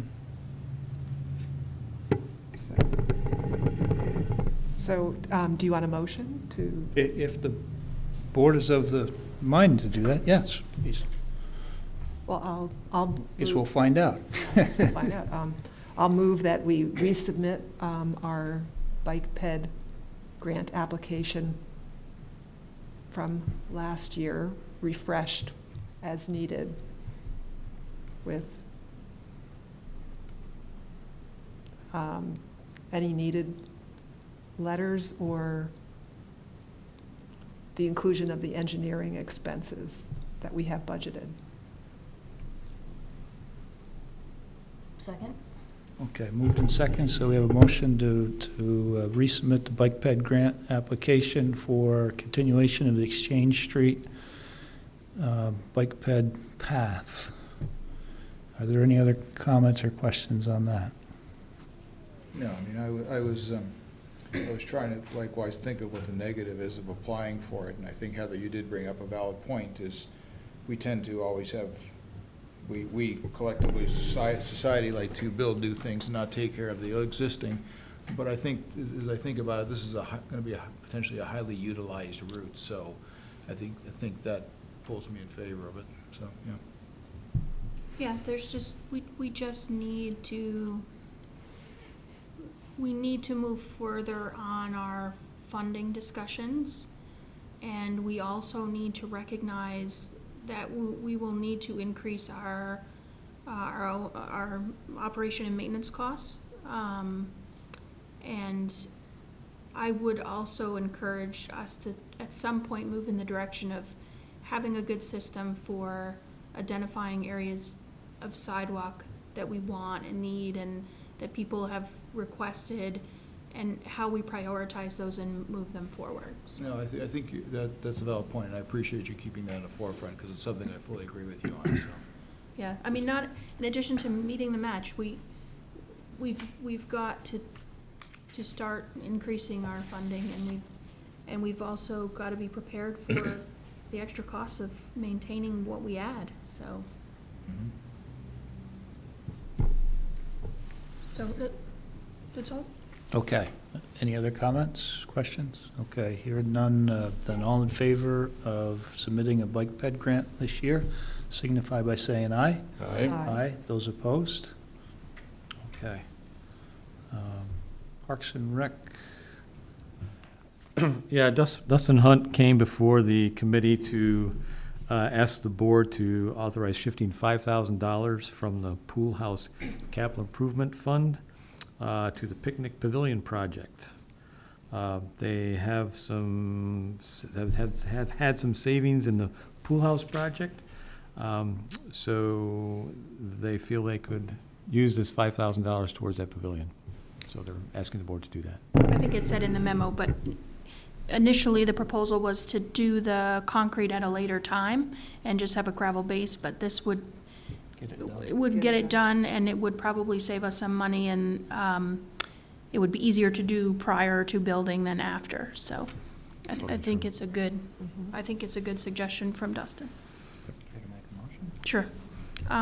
I move to authorize the reallocation of up to $5,000 in the Parks and Recreation Department capital budget funds for the construction of a concrete platform to support the Lions Club picnic shelter at the rec park. Second.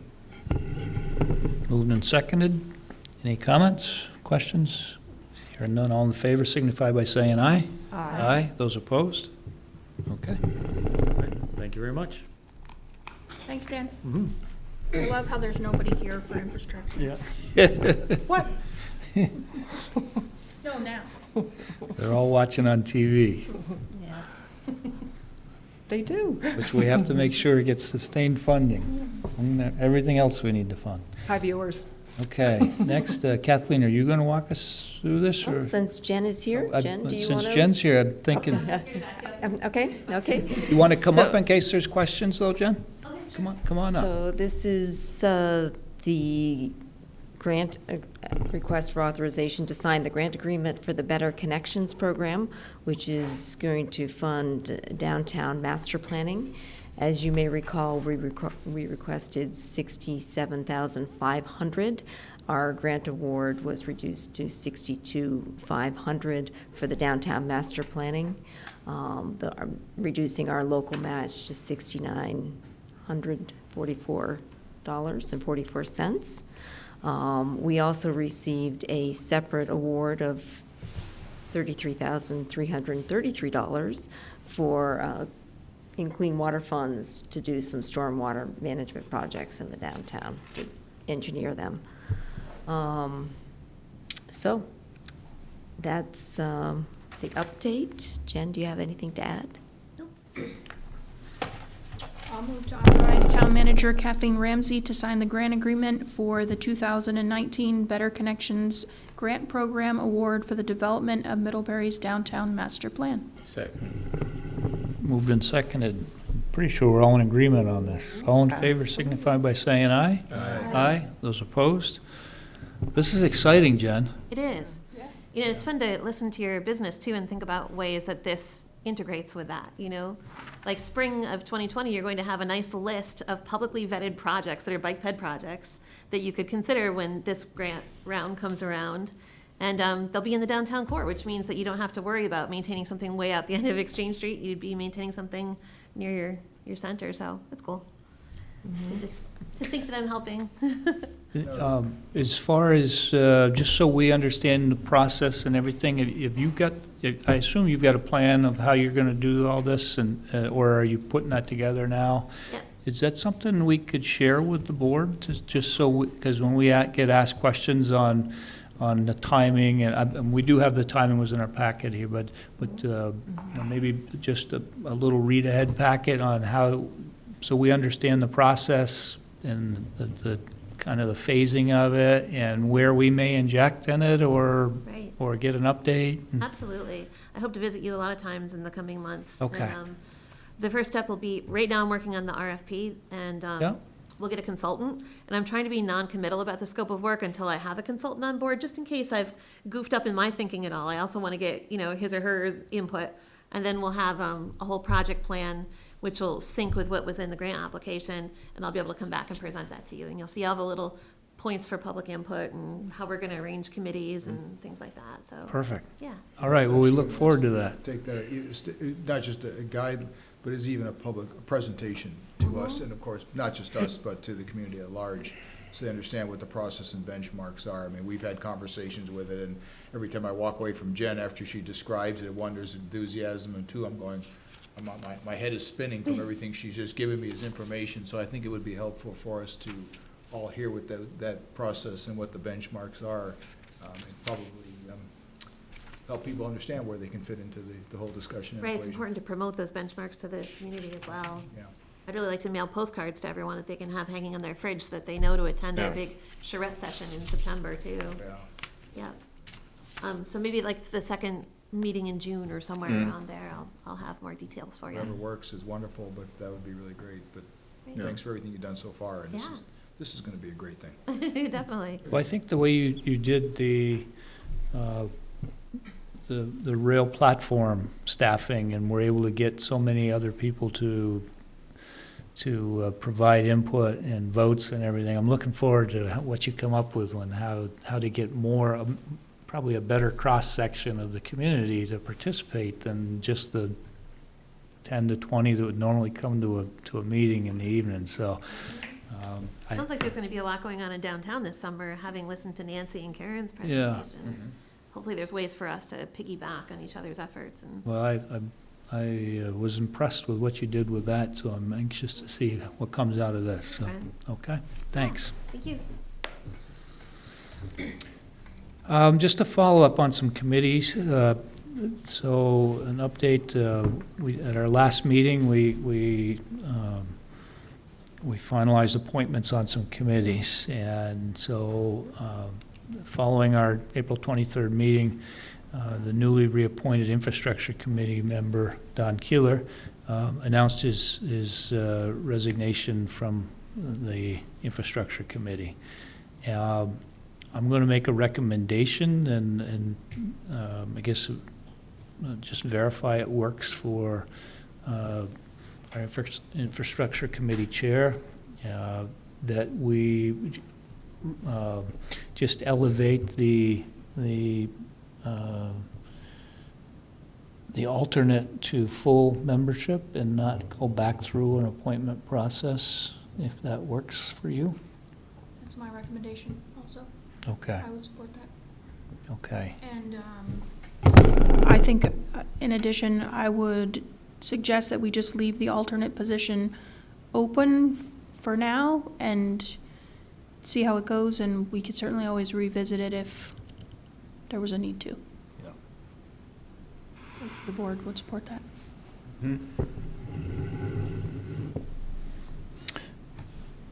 Does that work for everyone on the board? Probably ought to get a format. So I'll make a motion to promote Candy McLaughlin, is that right? From Infrastructure Committee alternate to full committee member, and leave the position of alternate vacant for now. Second. Okay, moved and seconded. All in favor signify by saying aye. Aye. Aye. Those opposed? All right. Next is just an update on the Public Health and Safety Committee. If you recall, good night, Jen. If you recall, our former chair of that, Laura, was asking that the committee discuss how the committee goes forward. In their April 15th meeting, they discussed the restructuring and how the committee would continue to move forward. The committee agreed to limit it to 7 members, with Chief Hanley becoming the chair, and then also having Chief Shaw, the Health Officer Tom Scanlon, Public Works Bill Kernan, and this is more than 7, so we went with 8. You're not really counting me, I'm an alternate. So. Okay. And Select Board member, 1, 2, 3, 4, 5, liaison Nick, 6, 7. Laura as an alternate, and citizen at large Gary Baker and Andrew L. Rowe. So there'd be 7 and an alternate. Right. Okay. So that's their recommendation to the Select Board, and I'll move it. Second. so we have a motion and a second to appoint the slate of candidates as presented in the April 15th minutes of the Public Health and Safety Committee as full committee members. All in favor signify by saying aye. Aye. Aye. Those opposed? All right. Thank you very much on that. And with that, I'm going to turn it over to Kathleen for an update on the budget. You have a bunch of documents in your packet. Simply to note that this is the first time we're looking at the year-end budget projections. All of the department heads are reporting back, with one notable exception, that they're right on target for the year-end. Bill Kernan, as we've heard before, is projecting that the highway department will be about $100,000 over budget. But that will be offset by some under budget expenditures in the Parks and Recreation Department and some strong revenues that we've had. Board members asked last time about the Parks and Recreation revenue seemed a little bit off. Dustin reported that the summer brochure went out a little bit later than it had last year, so there was a change in timing. On his note to the board, he comments that he is confident that they will come in on target or perhaps a little bit above target for recreation revenues this year. I did appreciate his note that you emailed earlier today. That was very helpful, so thank you. Yeah. Any questions of Kathleen on year-to-date budget? Thank you for providing all that. I like the little charts with the red lines and the She's very efficient. It's Laura's turn for approval of check warrants. It is. Okay, so I reviewed them. They're in good order for total expenditures of $555,537.81. Accounts payable of $361,500. $526.62. The rest in payroll. Second. Moved and seconded for the period April 24th through May 14th. All in favor signify by saying aye. Aye. Those opposed?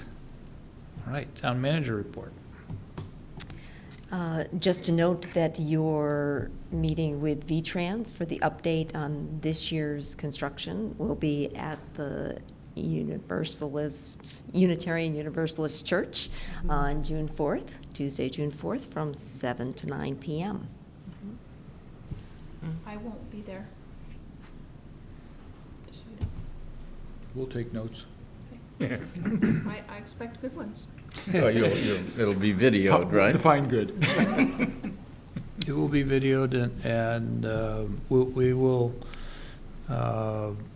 it'll be controlled by the select board. We'll host it, but they'll be presenting, but then we will we'll take the questions and stuff. Yep, you'll be able to park at the high school and stroll down our wonderful sidewalk and our well-lit path, so you can experience that. Along that line, Kathleen, was the letter that we saw that George put in the Addison Independent, our knowledge of what's going on. I'm wondering if you could help me write a little editorial that would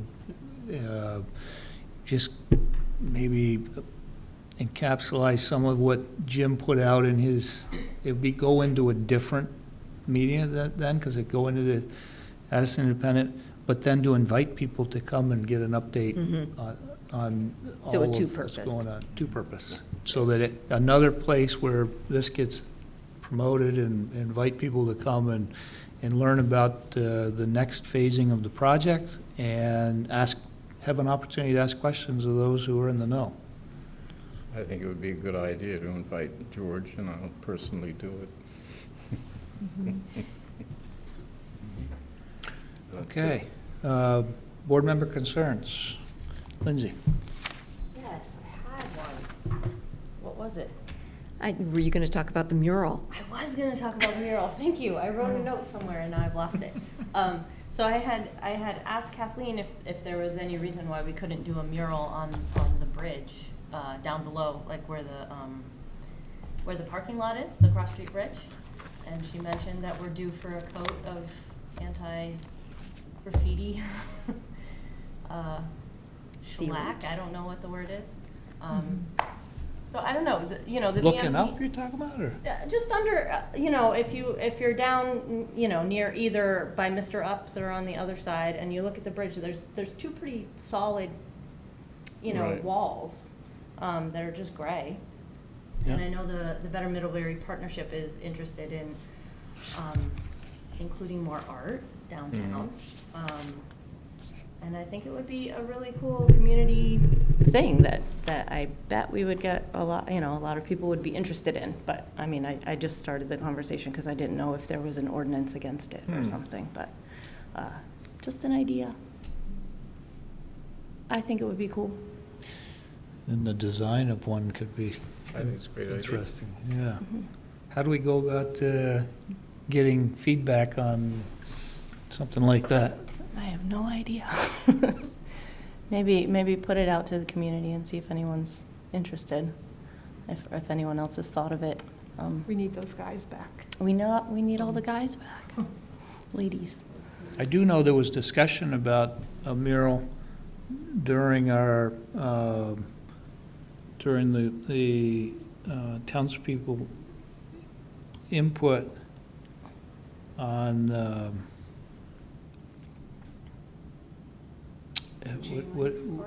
no, it was during the discussion of the parks and Lazarus Park in the walls of the National Bank that go down through, and whether that would make a good mural area. And so I think there is interest by at least some of the citizenry as to how could you maybe beautify some of the otherwise Oh, so empty. maybe the design advisory board. That's a great spot to start. Is that it? Discussion, okay. Maybe we'll kick it over to Jen then, to discuss them there. Yeah. Because I know that they're also weighing the aesthetics of the downtown, like historic look, so, Right. you know, will the murals fit and. I guess I was um, thinking the bridge because you're in a parking lot looking at a gray wall, so Yeah. it's not the cutest part of our town. Mhm. You know, so I don't think it would detract from, it's certainly not historic. Yeah, the bridge and I itself, think but- it's just a question of the process. How do we go through that? So that's probably a good spot to start. Okay, That was it. Laura? I've been thinking a lot about Creek Road, you know, as we prepare for our meeting next time. And I heard this morning on the radio a segment on VPR about the popularity of gravel roads for biking, like really popular, really driving in tourists and business. So I think about that as we think about Creek Road, because it is such a favored gravel road for that kind of recreational use. So I just wanted to mention that, you know, like you can Google that. So that occurs to me. And then I'm also just very active this month because around bikes, because May is Bike Month, and we do have the Kelly Bow Memorial Bike Ride this Friday, departing from Middlebury Union High School at 4 o'clock to remind us again, you know, that we all share the roads and we just want to make good eye contact with one another and understand how to use the roads together. So I just wanted to remind people of that event and the efforts that we're really trying to take toward being good sidewalk and road users. And I really appreciate what our Public Works Department is doing and all of our departments are doing toward that. I really do. And I am excited about the future for Exchange Street because I see that as an incomplete infrastructure segment when you think about the number of people that are down there that are waiting for that sidewalk too. Like, I see that as important connectivity also. So that's all. Okay, thank you. Heather? I just would like to thank staff because I just lately, not that, one, the gardens look really great. And I've noticed that lately. And I mentioned to Bill at the start of infrastructure the other day that they've looked really great. And he talked about how handy the toolcat has been in that and supporting that efforts. And I just thank him for having the vision to identify the equipment he needs to do a good job. And Dan has done a great job of putting some really good projects together. Beth does such a great job on the minutes for our group, but also for infrastructure. And of course, Kathleen, we know, is just slacking upstairs all the time, so. So anyway, I know I say it a lot, but I don't think I could ever say it enough. Just appreciative, Dustin's memo that he put out that we got emailed earlier regarding, questions about Parks and Recreation, just great, helpful responses to questions, and I'm just happy that we have great staff. Victor? Nick? Well, I'm looking at that chair over there, right next to Lindsay, and I'm realizing, as we all know, we're missing an important member of our board this evening with Fahad being away. As we all know, Fahad had to make an emergency travel back to India. His sister became ill, and fortunately he made it back in time, but she passed shortly afterwards. And so I think I'm going to go on the limb to say that we all share in sympathy and prayers and for Fahad and his family, and of course wish him safe return travels and look forward to having that chair filled again. Well said. Yeah, thank you, Nick. You took my win there. Sorry about that. That's all right. So our prayers are with you, Farhad. The other thing that I had on my list, Kathleen, is I don't want to speak for the board, but I think we had two long-standing committee people that I believe we have the ability to do certificates for and have the board all sign. And so I would like to recognize Don Keeler and Kirk Fisk for all their years of toil and support for the town and all their input on the infrastructure committee, development review board, everything that they've done. And I think it's appropriate that we recognize them and get a certificate done, and we all sign it and Yes. frame it. So Yes, that's a very good idea. if everybody's supportive of that, then I think I would ask Kathleen to get one for us to do that. So with that, I'm going to seek motion for adjournment. So moved. Moved and seconded. All in favor signify by saying aye. Aye. Aye. Those opposed? All right, thank you. It's 9 o'clock.